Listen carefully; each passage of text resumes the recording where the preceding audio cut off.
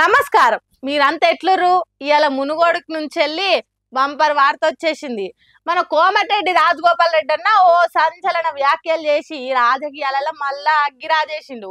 Gun park కాడ నిరుద్యోగ అభ్యర్థులతోటి కలిసి అమరవీరుల స్తూపానికి నివాళులు అర్పించుకుంటా రాజగోపాల్ రెడ్డి మాట్లాడిండు. యువత అనుకుంటే సాధించలేని ఏం లేదు. యువతతో పెట్టుకున్న ప్రభుత్వం ఏది కూడా మనుగడ సాధించలేదు.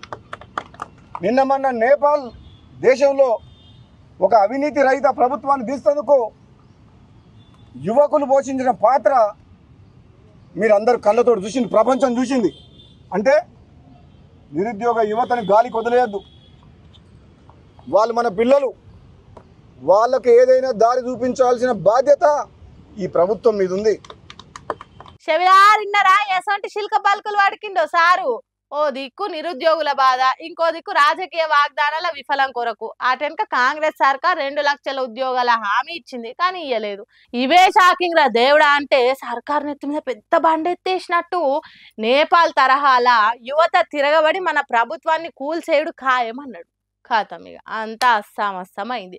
ఇట్లా సర్కార్ను సొంత పార్టీ ఎమ్మెల్యే కోమటిరెడ్డి రాజగోపాల్ రెడ్డి బెదిరించేసరికి ఆడున్నోళ్ళు కాంగ్రెస్ వాళ్ళు కూడా షాక్లకి వెళ్ళి తేలుకుంటలేరు. ఇంత ఘోరంగా ఎమ్మెల్యే గిసోంటి వ్యాఖ్యలు చేసిందంటే ఎన్నికల ముంగటి ఇచ్చిన 2 లక్షల ఉద్యోగాల హామీతోటి నిరుద్యోగులు ఆశలు పెట్టుకున్నారు. అయితే జాబ్స్ వచ్చినాయా? రాకనే పాయే. అందుకనే నిరుద్యోగులల్ల రోషము, ఆకలితోటి కూడిన అసంతృప్తే పెరిగింది. రాజగోపాల్ చెప్పే ముచ్చట గదే అన్నట్టు. మరి సర్కార్ దీని మీద ఎసోంటి రచ్చకెక్కుతుందా అనేదే సస్పెన్స్ ఇప్పుడు.